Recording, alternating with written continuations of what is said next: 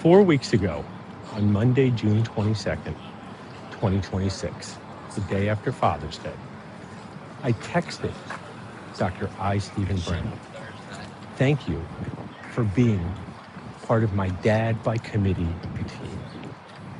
When your dad dies, like mine did, in July of 2016, it's a void in your life that truly can never be filled. My dad was such an amazing mentor, friend, and supporter, someone who had your back no matter what. But if you're lucky, and I consider myself lucky, there are other people who can fill some of that void in what I call a Dad by Committee team. Because no matter how old you are, I'm 48 years old, you still need people who have your back no matter what. People who accept you for who you are. People who champion you no matter what.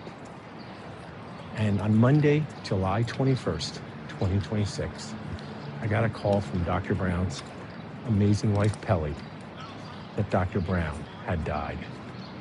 This news is so heartbreaking to me, so shocking to me, because just 2 months ago, Dr. Brown was at my Super Dentist Boost CE course, taking notes from the speakers, learning at the age of 86.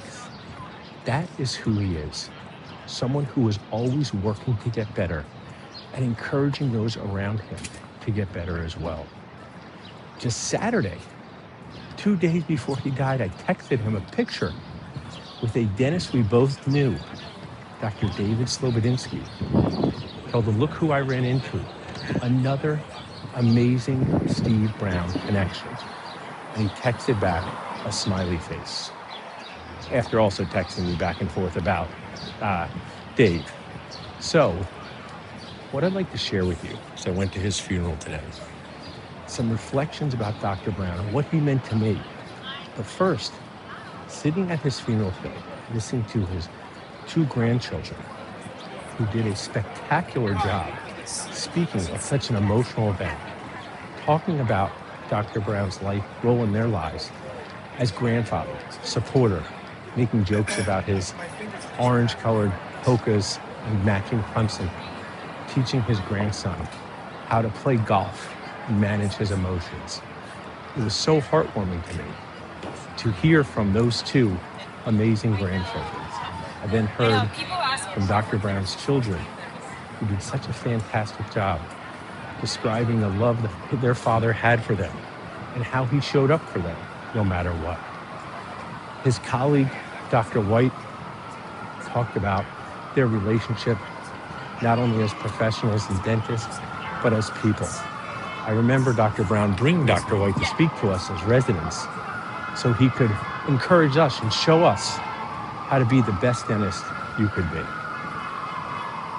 Listening to Dr. Brown's wife, Pelly, talk about him was one of the best speeches, pieces of encouragement that I have ever heard in my life at a time that was devastating and is devastating for Pelly. When I gave her a hug after the funeral, I made the request, but could she please speak at my funeral? Because that's how uplifting she was at a time where everyone was grieving. Some of the things I would like to remember from what people said today about Dr. Brown, especially Pelly's talk, was that he forced her forward. And I am someone who's known for kindly annoying people into good decisions. She talked about how he got her out of her comfort zone with skiing, how they took adventures together.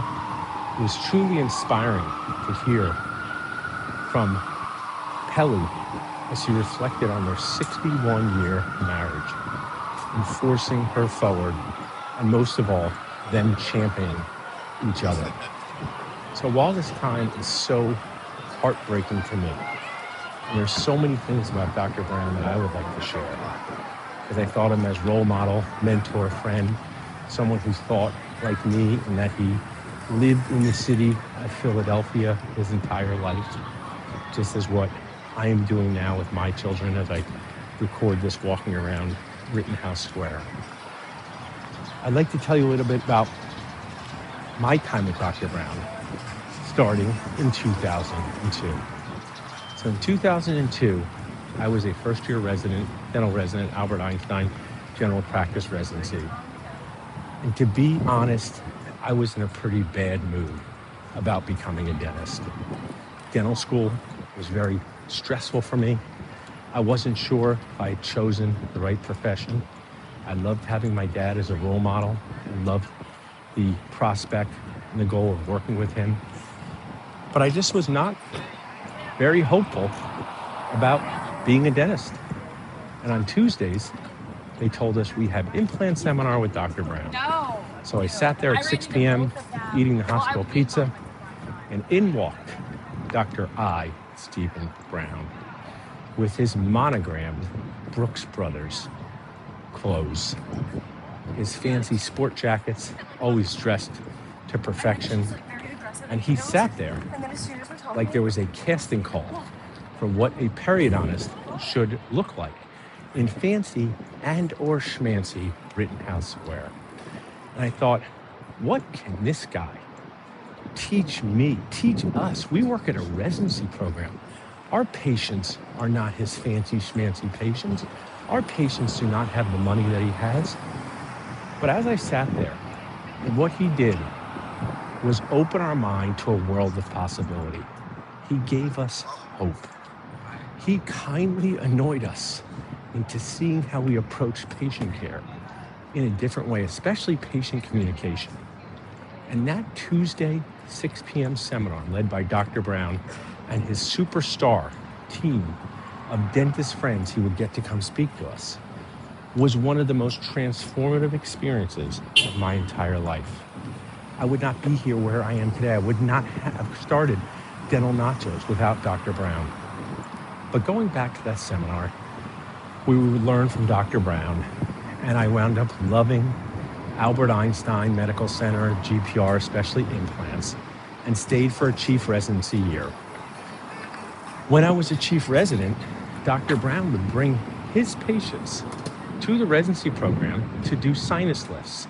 Back then, sinus lifts were still fairly new, and being the professional always striving to do better, he would bring his patients and have oral surgeons partner with him to learn. And I was in charge of admitting his patients for the day so they could be sedated.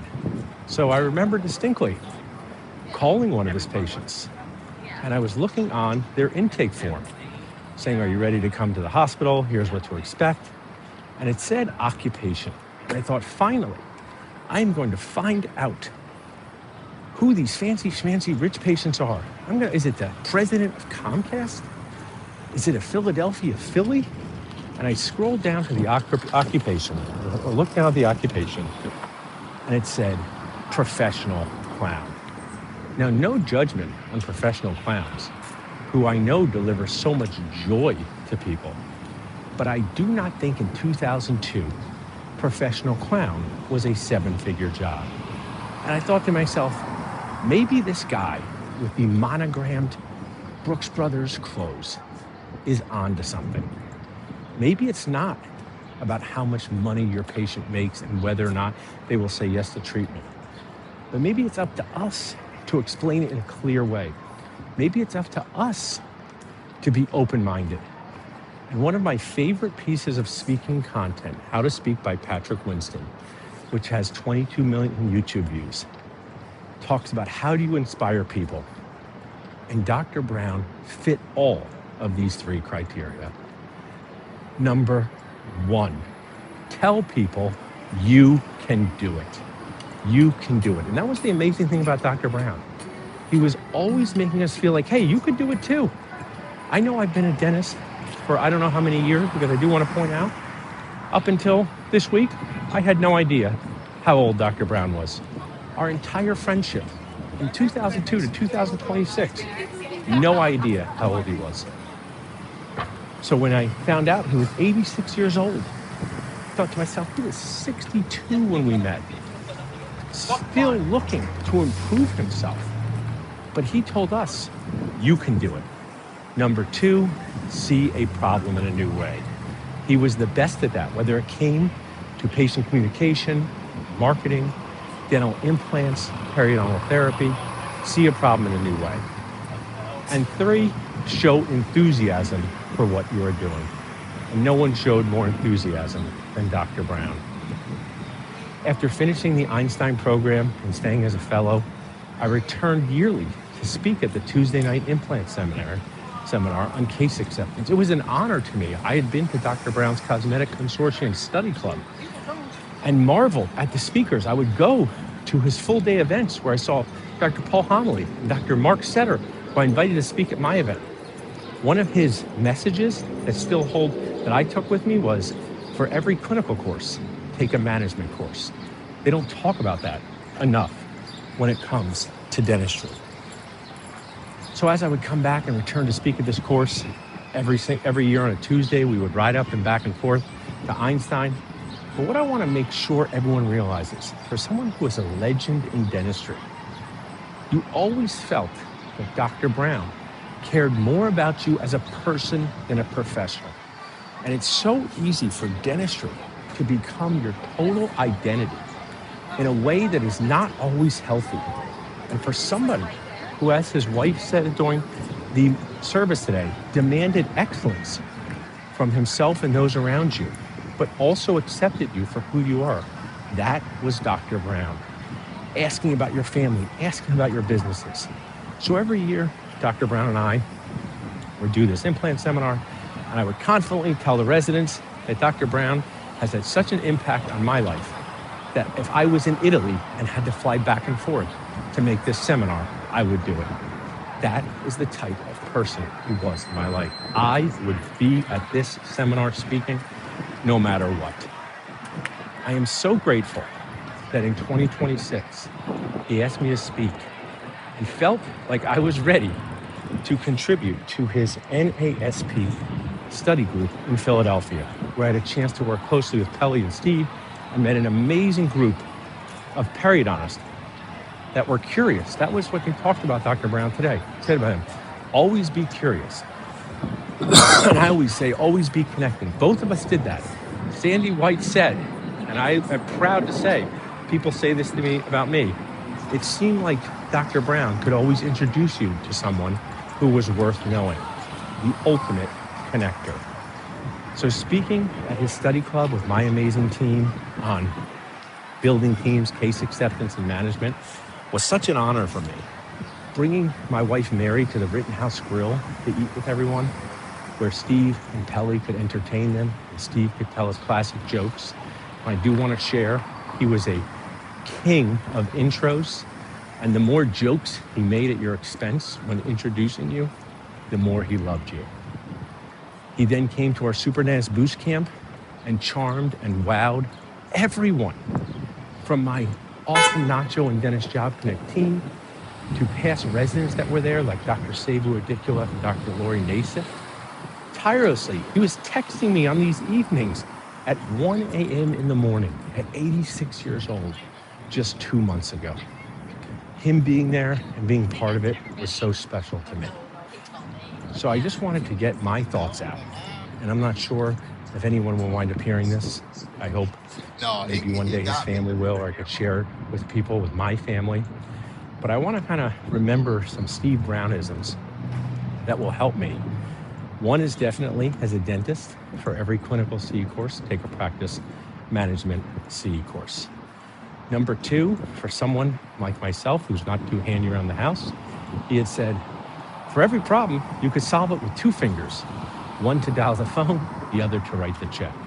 And while that's a funny joke, I think it shows you that you don't have to be a master of everything. You just have to be connected to people who can help you solve problems. Up until the end, he was giving me amazing ideas when he was walking around Dentist Job Connect and Dental Nachos at 16th and Chestnut. He said, you should tell people about this. You should, tell our group about this. And he inspired me to do a video with each team member sharing what they do at Dental Nachos and Dentist Job Connect, something that I've used in presentations. But as I think about Dr. Brown, and we'll write more about Dr. Brown and share more about Dr. Brown, I would like to not close with this, but tell anyone listening, even myself, about this thing that he said. And I'm not sure if he even remembers saying it. But when we would drive up and back and forth to Einstein, we even went up to play golf at his mountain home. And I said, oh, Dr. Brown, you have this house in the mountains and you live in the city. And he said, you know what? Something to the effect of, I like spending this money on my family. I won't be the richest guy in the graveyard. And finally, I get to tell Dr. Brown that he was wrong. He was right about how to talk to patients. He was right about reframing how you think about your dental career. He was right about supporting people no matter what. But when I looked around the synagogue today, when I heard his grandchildren, his children, his wife, his colleagues sharing about him, what they meant to him, when I see online all of the things shared about him from past residents and past people and the impact he had on their lives, you were wrong. You are, Dr. Brown, the richest man in the graveyard. The richest man in what matters. Relationships, opportunities, and the impact we have on each other. That is the true ROI of life.